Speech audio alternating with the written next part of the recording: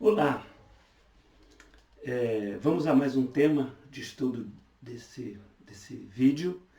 Eu gostaria que você ficasse comigo. Farei vídeo 1, vídeo 2 e vídeo 3.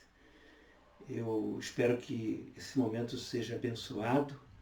Gostaria de te convidar a uma reflexão e gostaria de te convidar a dar um like se gostar, dislike se não gostar e, por favor, inscrever-se no canal. Tá bom? Eu agradeço muito.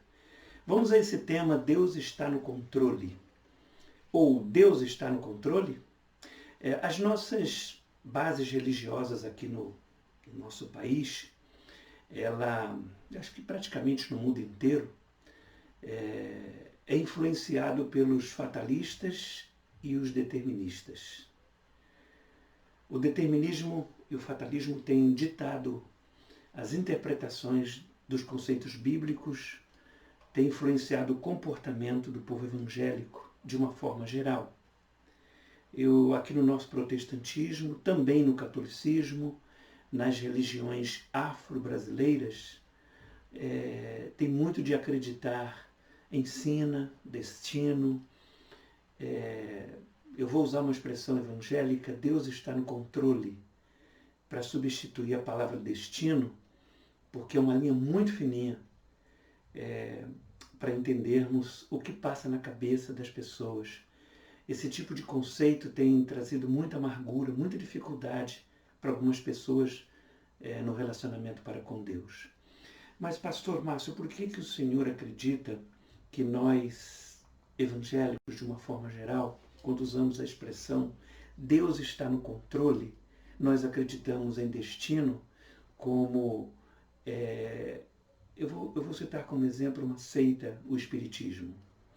Por alguns motivos. Vamos ver as frases seguintes. O que tem que ser, será. Pastor, todo mundo tem o destino que merece.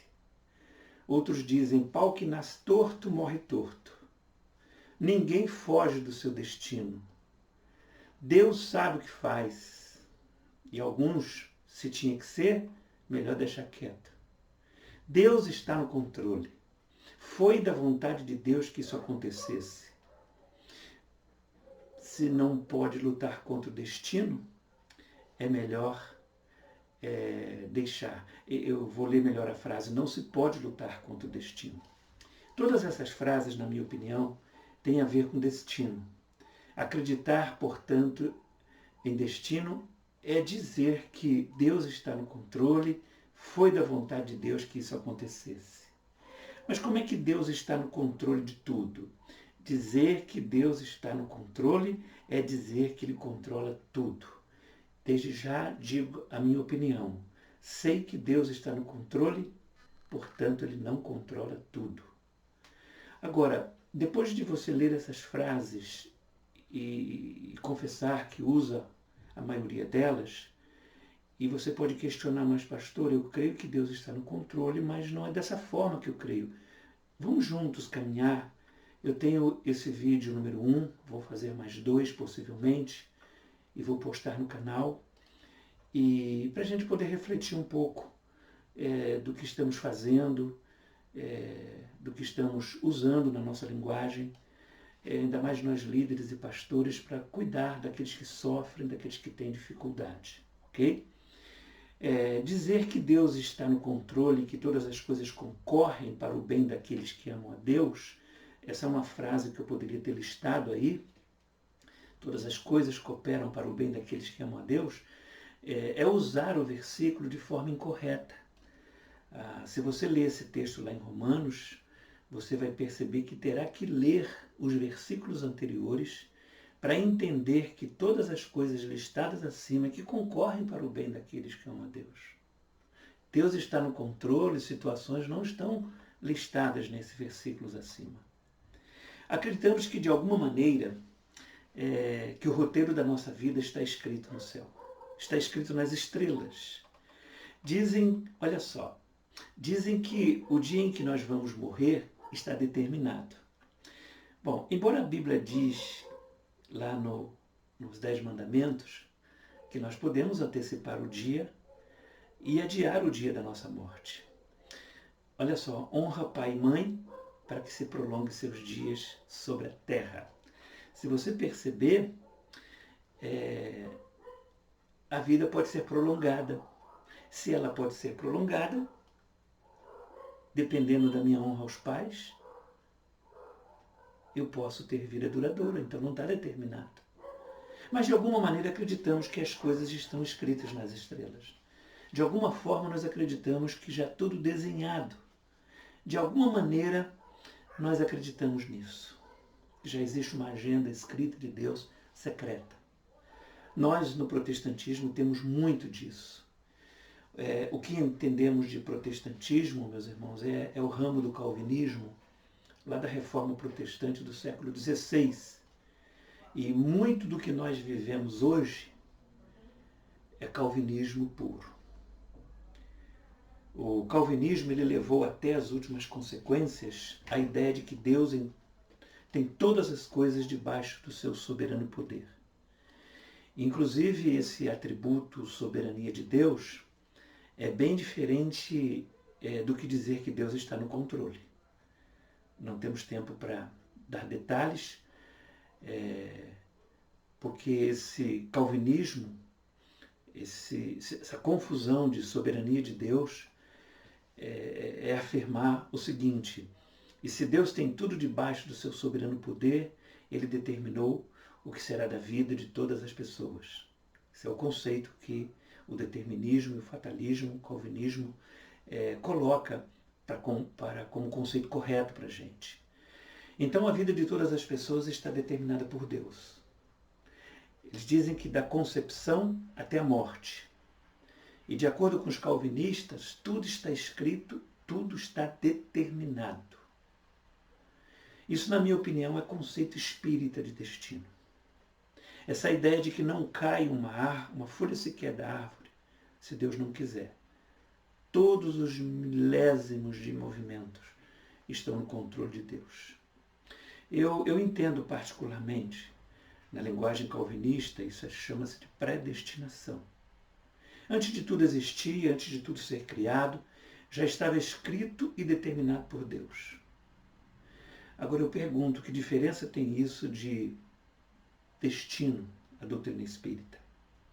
Inclusive o calvinista diz que num só dia, por exemplo, não só todos os seus dias, mas não só do dia da concepção até o dia da sua morte, e até depois da morte, tudo já está determinado.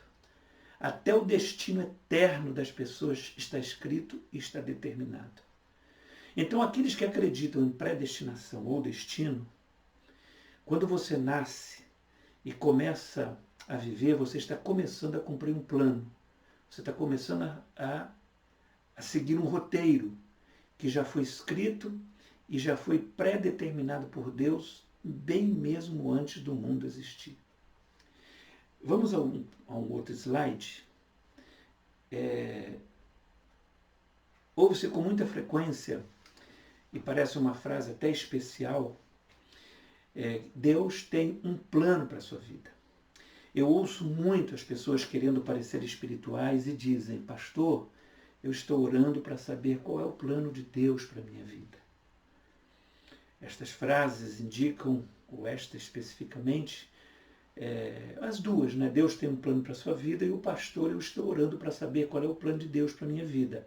Essas frases indicam que quero na minha vida inteira saber o que Deus escreveu lá em cima para a minha vida. Como se a agenda de Deus já está toda escrita para você. E a vida da gente só se é boa se aprendermos qual é a agenda de Deus. Eu confesso que estou tentando até hoje achar essa agenda, descobrir essa agenda para a minha vida e eu não consigo. Eu confesso que eu parei de procurar, porque eu sei que ela não existe, né? Dizem, se eu aprender e descobrir qual a agenda de Deus nos pormenores da minha vida, eu serei uma pessoa feliz. Escute bem uma coisa, sua tarefa é cumprir esse mapa, eles dizem.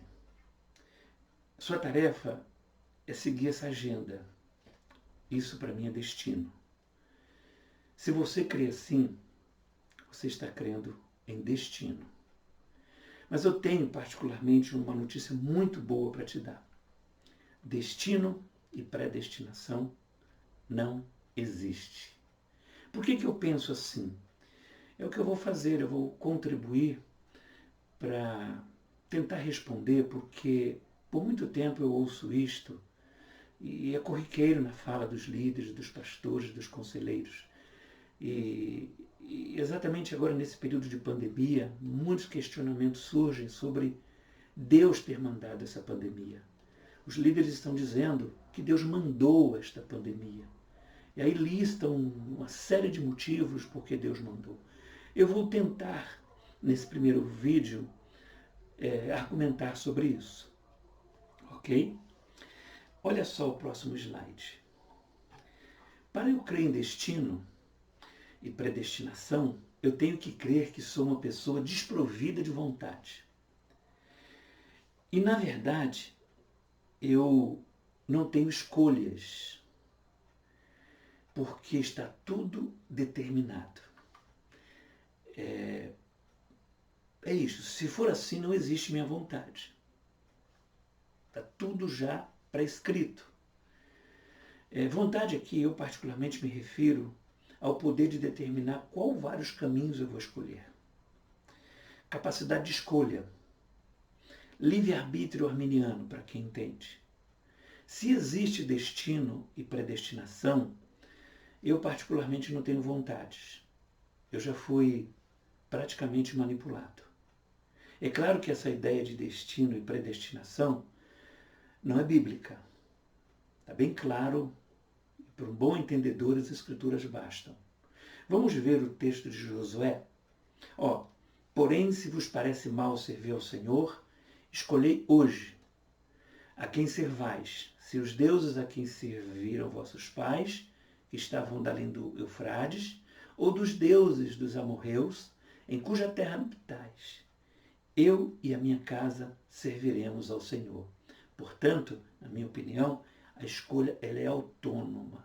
Você decide a quem servir. Vamos ver o que diz Isaías capítulo 1, versículo 18 a 19? Vinde, pois, e arrazoemos, diz o Senhor, ainda que os vossos pecados sejam como a escarlata, eles se tornarão brancos como a neve, ainda que sejam vermelhos como o carmesim, se tornarão como a lã. Se quiserdes e me ouvirdes, comereis do melhor desta terra, mas se recusardes e fordes rebeldes, sereis devorados à espada. Escolha decisões autônomas. Deus nos deu essa capacidade. Agora, quem crê em destino e predestinação não escolhe, apenas obedece. Vamos ver à frente o que dizem. Olha, porque eu ouço direto os evangélicos dizerem: crente que é crente não escolhe, só obedece. Não sei se você já ouviu essa frase. Eu já, não só uma vez. Mas o que significa a frase? Onde é que está o erro dessa frase? O erro está: se eu não escolho, só obedeço, eu não sou responsável pelos caminhos da minha vida. Essa é a ideia. Os caminhos, por acaso, que der errado, foram escritos e já foram determinados. Particularmente, eu não tenho escolha, apenas obedeci o grande roteiro. Portanto, eu jamais seria responsável pelas minhas escolhas, porque elas estão escritas, elas já estão determinadas. Eu, particularmente, não creio mesmo em destino, não creio em predestinação. Crer que Deus traçou para mim um plano me faz um fantoche. Eu fico repetindo as coisas como papagaio, porque tem alguém já me manipulando. Você não está fazendo escolha, você está como se fosse um controle remoto de um carrinho. Você está sendo teleguiado, por falar em Deus, roteirizado, vamos dizer assim. Olha só, eu ouço uma frase repetida na igreja, parece bonita. Já falei dela acima. Deus tem um plano na sua vida. Eu digo para você que essa frase ela não é bíblica. Eu confesso que eu não sei quem criou essa frase. deve ter sido um calvinista, determinista, fatalista. Dizer que Deus tem um plano. Ok? Eu admito, eu aceito que Deus tem um propósito para a minha vida. E sabe qual é o propósito? Fazer discípulo à semelhança de Cristo a todas as nações. Esse é o propósito de Deus. Não é uma questão de semântica. Propósito é para onde vamos. Deus tem um propósito. Cristo em vocês é a nossa esperança. Portanto, Deus não tem apenas um plano. Se você entrar num projeto, se você tiver um plano só, com certeza você não vai chegar ao propósito que você quer, que é o propósito de ganhar. Tantas coisas acontecem que algumas pessoas entram numa jogada, entram num plano.